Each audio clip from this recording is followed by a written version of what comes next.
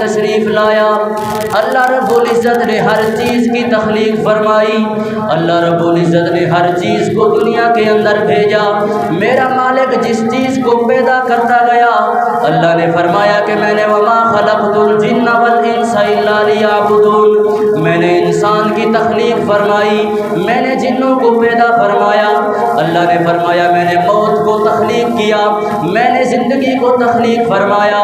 اللہ نے کائنات کی ہر چیز کو پیدا فرمایا۔ جب باری آئی محمد مصطفیٰ کی، جب باری آئی اللہ کے محبوب کی، تو اللہ نے یہ نہیں فرمایا کہ میں نے اپنے محبوب کو پیدا فرمایا، کیونکہ تخلیق اس چیز کی ہوتی ہے جو چیز پہلے دنیا کے اندر موجود نہ ہو، بعد میں اس کا وجود پیدا کر دیا جائے۔ تو اللہ نے فرمایا کہ لوگوں، میرا محبوب کائنات بننے سے پہلے بھی موجود تھا، اب بھی موجود ہے اور تا قیامت موجود رہے گا۔ اسی قرآن کے مرحلے کو، اسی قرآن کے مقام کو الشاہ امام احمد رضا خان فاضل بریلوی رحمۃ اللہ علیہ اپنی زبان میں لکھتے ہیں۔ آپ فرماتے ہیں کہ صبح طیبہ میں ہوئی، صبح، سارے احباب میرے ساتھ مل کر پڑھ لیجئے، صبح طیبہ میں ہوئی،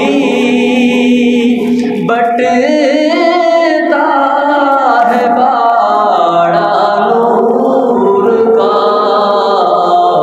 حضور کی آمد کا مہینہ ہے، جس نے محبوب کی آمد کے اس مہینے میں اپنی زبان کے ساتھ اپنی عقیدت کا آغاز کرنا ہے، مل کر میرے ساتھ پڑھ لیجئے، صبح طیبہ میں ہوئی،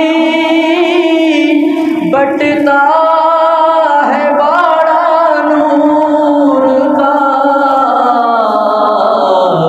صدقہ لینے نور کا آیا ہے تارا نور کا۔ اللہ نے اپنے محبوب کی آمد کے تذکرے نور کے ساتھ قرآن میں ذکر فرمائے۔ امام اعلیٰ حضرت الشاہ امام احمد رضا خان فاضل بریلوی فرماتے ہیں کہ تیری نسل پاک میں ہے بچہ بچہ نور کا۔ اللہ نے معاذ اپنے محبوب کو نور ہی نہیں بنایا، بلکہ اپنے محبوب کی جتنی بھی نسل ہے، قیامت تک جتنی بھی نسل آئے گی، اللہ نے تمام انسال کو اللہ کے محبوب کی اہل بیت کو نور کے ساتھ پیدا فرمایا۔ اس لیے امام احمد رضا خان نے فرمایا کہ تیری نسل پاک میں ہے بچہ بچہ نور کا۔